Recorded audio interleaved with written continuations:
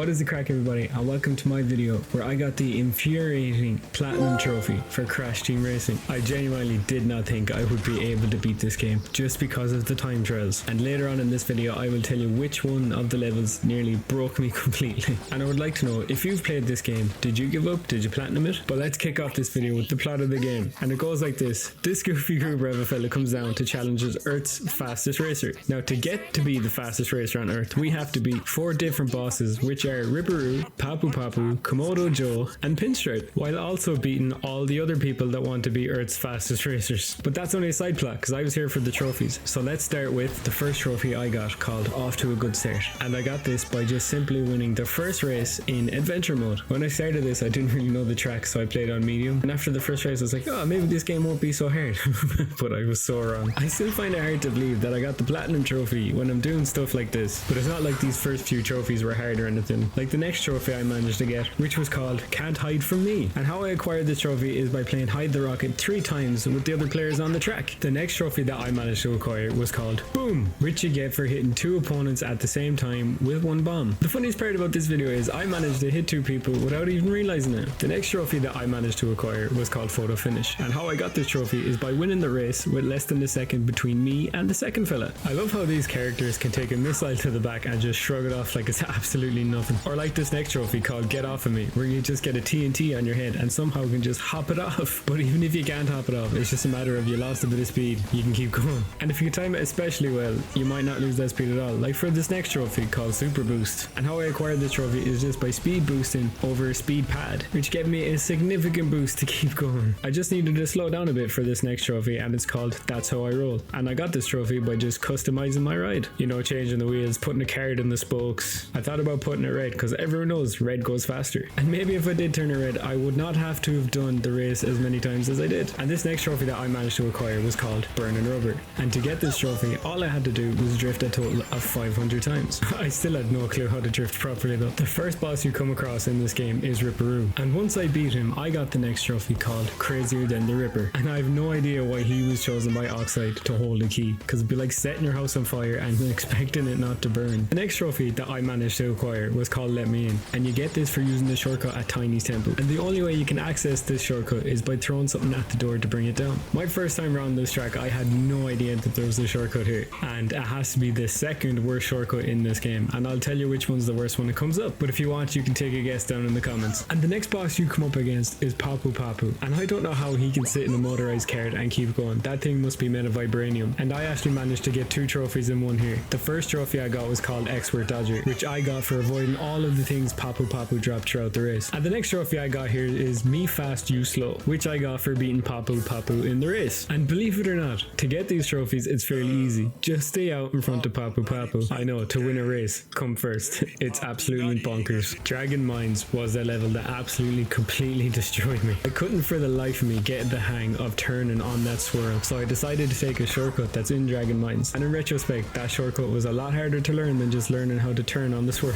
But I like being awkward, and there is a trophy for that shortcut, so I will be showing it later on. And the next boss that we have to take on to get the key from is Komodo Joe, and we get to do it on my favorite level, Dragon Mines. And this leads me to my next trophy called Komodo Done, which I got for beating Komodo Joe, of course. Beating Komodo Joe wasn't hard either, it's just that damn level was so hard. Which level did you guys like the least, or which level did you like the most? And this next trophy that I managed to acquire was called Viwed, which I got for blocking a missile. You can block it with a bomb like I did, or you can block it with a beaker, or you can block it with a TNT or Nitro's crate. And after getting that trophy, I was on to the last boss before Oxide, which was Pinstripe. And I got my next trophy called Why Don't You Get a Job, which is for beating Pinstripe. And once again, Pinstripe wasn't a hard boss to beat, it was just a lot of twists and turns on his track, and they were the hard part. I wonder why Oxide picked all the random lads he did instead of like Embryo or Cortex. Did he just randomly throw darts at a dartboard and be like, whichever one I get, I pick? And after you beat all of them, they all say Oxide's too fast for them, but yet they think they're faster than Oxide. And speaking of Oxide, he was the last creature I needed to race to save the Earth. And not only was Oxide a dirty cheater, but he was also a sore loser when I got this next trophy called Interstellar Challenge, which I got for beating him. And the reason he's a sore loser is because he reckons I didn't beat him and I need to race him again. So I need to go around and collect all the time relics. And would you look at that, I also got a new milestone. Hooray for me. The next trophy I got was called Spare Change, and this was for getting all the CTR tokens in one level and coming first as well. I then decided to get the rest of the CTR tokens in all the other levels before getting the time trial relics, and to get some miscellaneous trophies along the way as well, like Arena Explorer, which I got for beating one of the 4 crystal challenges in adventure mode. I found the crystal challenges to be quite fun to do, and the next trophy that I managed to wrangle was called Puddle Hopper, which I got for using the shortcut in Crash Cove, and this is just one shortcut throughout the whole game that you can use. And the next shortcut came with another trophy called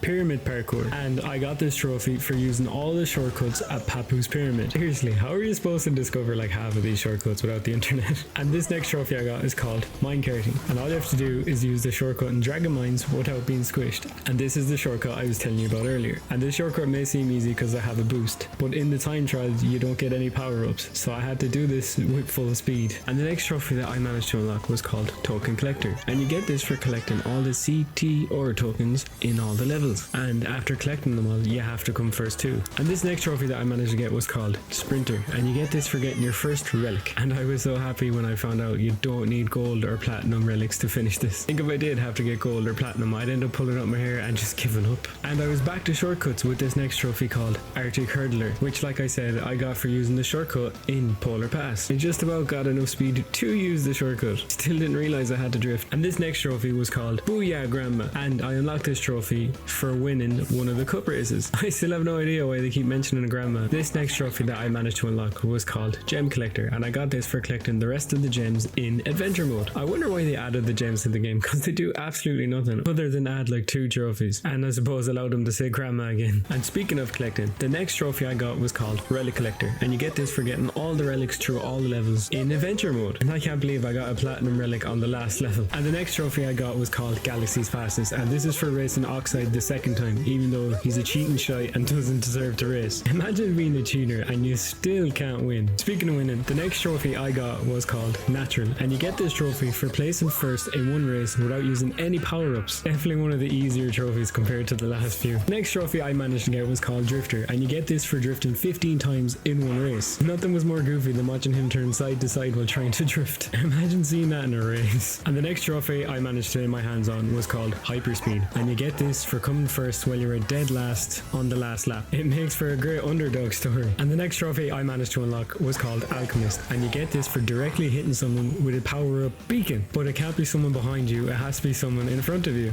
And the next trophy I got was called Ooh Shiny. How I got this trophy is by completing all the Crystal Crash Team Racing tracks and Crash Team Nitro's tracks. And I didn't mind doing the crystal tracks too, I found them alright, but except for this one track, it just came down to luck by the end of it. I was doing it for hours. If you did this track, did you find it easy? On to the next trophy that I managed to get called Dungeon Vaulter, and you get this for taking the shortcut in Cortex Castle. And I didn't even do it the right way, I went around it and then drove down it instead of going up it. This is the next shortcut and next trophy called Half Pipe Karting, and it's for using the shortcut in sewer speedways. And this has to be the worst shortcut in the game in my opinion, because I feel like it was just luck, no skill at all. I actually got 2 trophies here, and one of them was Wintertime Off-Roading, and that's for using all the shortcuts in Blizzard's Bluff. And this was the last shortcut to use, so that gave me the trophy I Know the Way. I feel like that Ugandan Knuckles meme every time I say that. I wonder did they pick that intentionally just for that. Next trophy that I managed to acquire was called Nitrostalgia, and you get this for beating all the Crash Team Racing levels in adventure mode and for beating all the Crash Nitro Kart races. And this is where I found out the next few trophies is where you separate the men from the boys, like these next 2 that I got at the same time. Starting with this first trophy called the New Time Master, which I got for beating all of Entropy's times, and for beating all his times I got the next trophy Is Everyone Here, which is unlocking Entropy to play in the game, who I actually never played as throughout the rest of this game. While racing Oxide, I found that no character could compete with him, so I decided to unlock a character, the Penguin one. Oh boy did he come through for me, getting me this next trophy called Gasmoxian Slug, which I got for beating all of Oxide's time trials. And I'm fairly sure this took about 10 years off my life. Luckily for me, this trophy wasn't that hard to get. It was called Unstoppable, and it's quite easy to acquire this trophy. All you have to do is sustain your boost for one whole lap. By the time I finished all the time trials, this was like a walk in the park. The next trophy that I managed to acquire was called Master Drifter, and to get this trophy you have to use your boost 3 times perfectly 5 times in a row. I thought this trophy was going to be impossible to get, but after all the practice I did, I actually got it pretty handy in this level. And the next trophy I got was called Yeehaw.